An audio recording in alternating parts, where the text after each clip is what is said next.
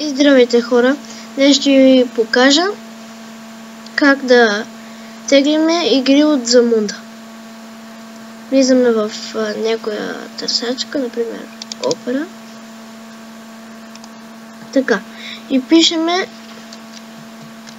Zamunda.net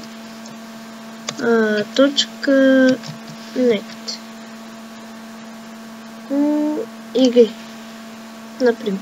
Но може и от Zamunda.net. Да, влизате тук.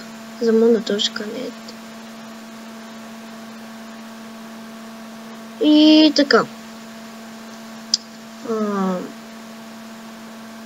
Влизате в банани. Ето.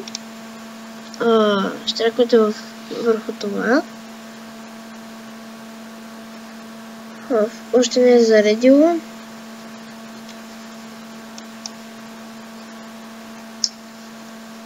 Така, щраквате върху бананас. Така.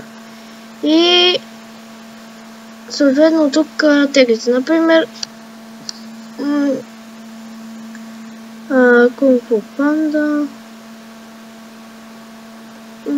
Да, това са за клипчета и такива. Пишете, например, GTA San Andreas и Search. Така. И ето то трябва да ги инсталирате за ето това. Всъщност не тази. Един момент. Ето тази. Ето, щраквате върху нея. Grand Theft Auto GTA San Andreas. И натискате върху нея.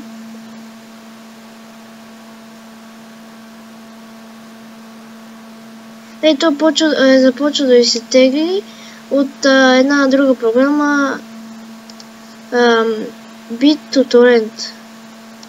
В други клипчета ще ви покажа как се тегли. И това е от мен. И чао!